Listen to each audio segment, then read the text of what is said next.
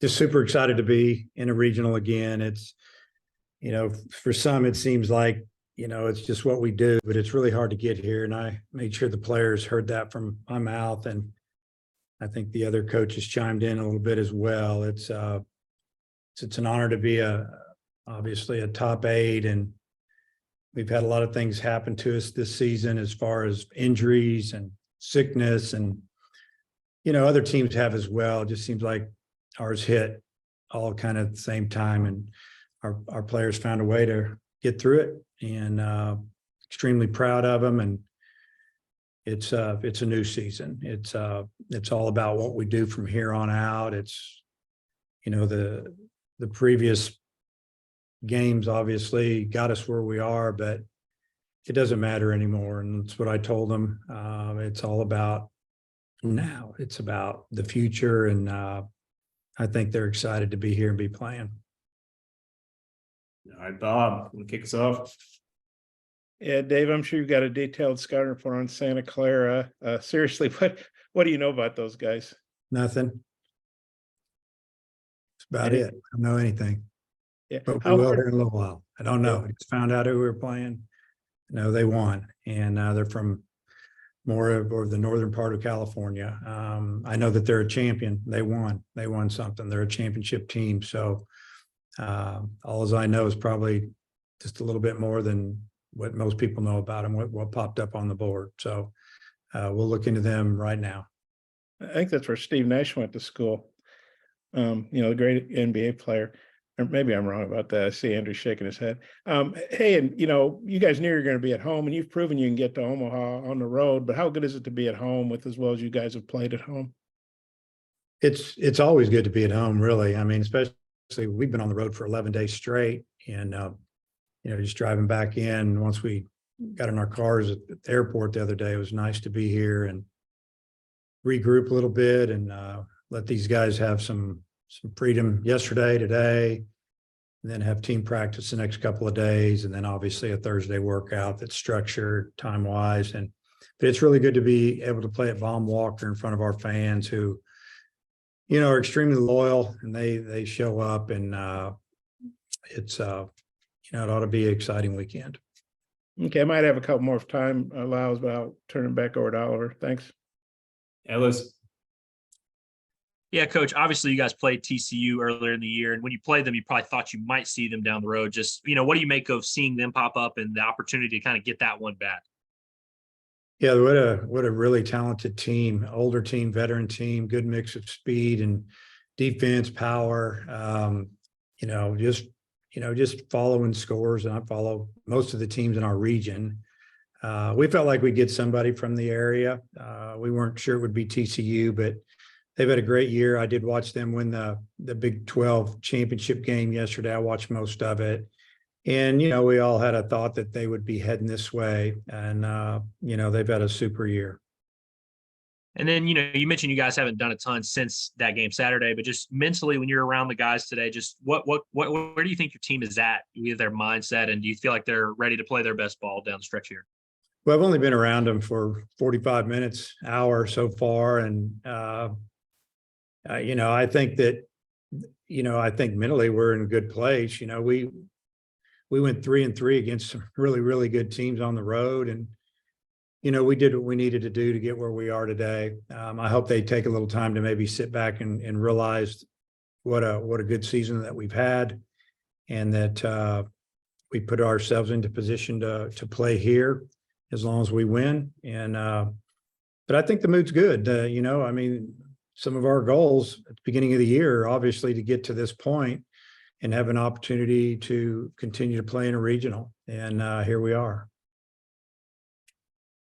Much. Yeah, Dave, we've asked you about Santa Clara and TCU. I'm just curious what you think about Arizona also popping up in your regional. Do you know anything about them? I've watched them, I'd say, parts of their games 2 or 3 times throughout the season, just because they were on late game. I'm at home, and I'm looking through scores and I see that they're still playing.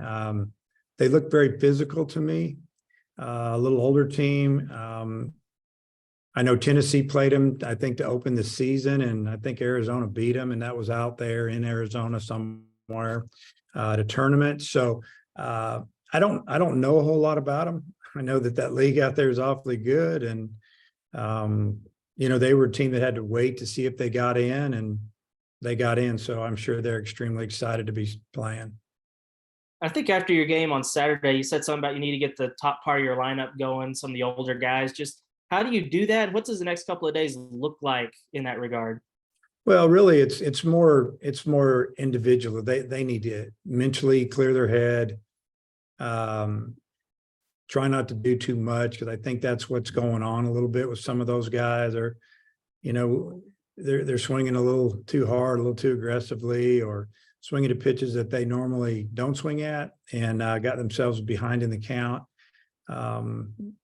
Sometimes just a day or two off can help that a lot. And then, some instruction, but really more just going back to what they normally do. And that's staying within, kind of the pass the baton mentality. Just do what you can do and let the next guy do what he does. And it's called a team, and it's team offense. And if we do that, we'll have a good weekend. If we don't, it's going to be a fight.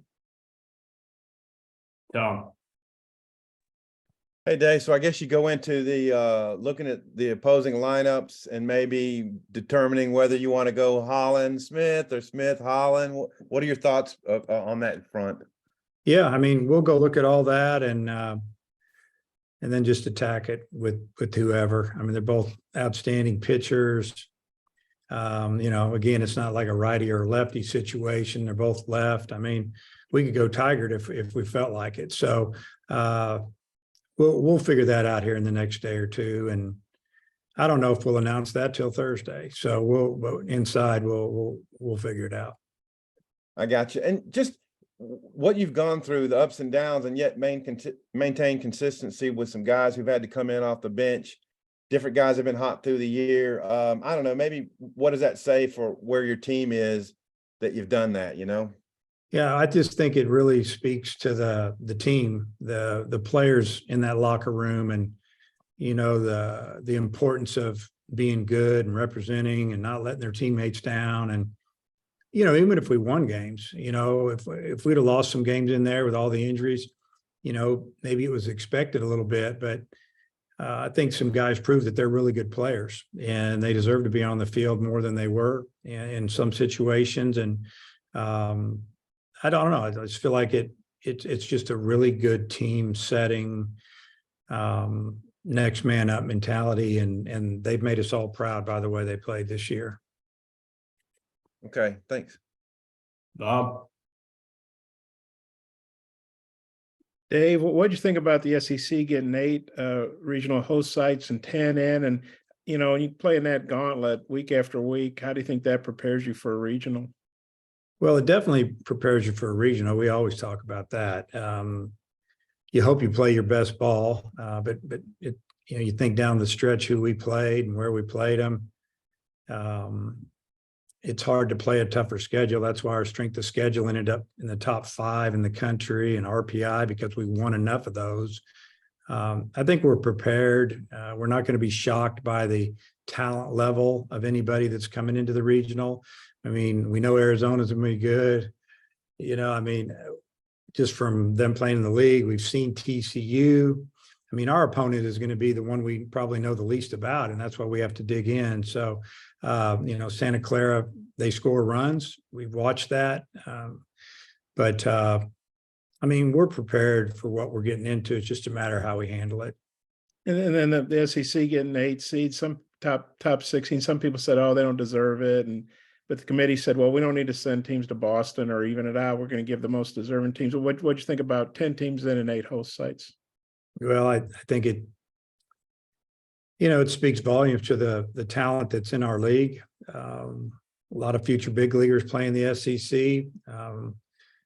Just week in and week out, you're always playing a good team, whether they're winning or not. They have ability, obviously, and you have to play well.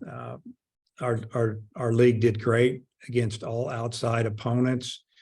If you look at the winning percentage there, it's probably 800, something like that. I don't know. It's what I thought I saw earlier, but it's well deserved, I think. Now it might not happen, or people might think differently after the regionals are over, but I do believe what they've done throughout the season warrants them receiving a regional here in their own ballpark. I got one other thought. I think the host team, unless it's changed, gets to pick when y'all play Friday for game 1 or game 2. I know I think you've done both, but you know, the benefits to game 1, you get to play earlier, get a little more rest. You know, just how if you decide if you want to play in the day or the night? Yeah, I think we got something a few weeks ago. I'm sure they sent that out to 60 schools, that if you had that opportunity to host and, you know, you want to play the first or second game, doesn't mean you're going to get it, I don't think 100%, but we put in for the first game. And I think I know why. Besides, of course, I know you want to help us with our deadlines. What are your other thoughts on that? Yeah, just kind of, you mentioned some of them. One for me, you don't have to sit around all day. And then obviously if you play a little bit earlier, you do, win or lose, you get a little more rest before the next day. And then probably the third thing is at this time of year, a lot of the thunderstorms that pop up are in later afternoon. So you might stay away from a delay. So, you know, those are some of the things that we talk about. Okay, thanks. Ellis. Yeah, coach, it seems like RPI has become, you know, more and more prevalent in the last few years, and it's kind of the main driving force in determining this. You know, from an RPI standpoint, your regional doesn't seem too hard, but you've got 2 programs that have won a lot. I was just wondering what you make of the process and just how dependent the committee has become on RPI and just determining everything. I think they use the RPI first, just about. And, you know, I don't think the RPI, if you're in certain regions of the country, it's as easy to finish with a higher RPI just because the schools around you aren't winning enough. They don't play enough schools that have RPI. I mean, everything connects. But I think the teams out west are really talented, and I don't know how you fix it. I haven't looked into it that far, but I do believe the committee is all over the RPI. And I think next they're really into strength of schedule, who you tried to play. I think it really helped, say, Oklahoma. They had their strength of schedule was really good, and I think that helped them get into the tournament. All right, Hutch, I'm gonna close this out. Yeah, I just got a quick one, Dave. With Wagner returning to the lineup, that moved McLaughlin back to the bench, but I think he used him a pinch hitter at Vandy. He drew a walk, and he also had the RBI single in Hoover. Just how do you like him in that role? Do you feel like he's pretty comfortable coming off the bench as a pinch hitter like that?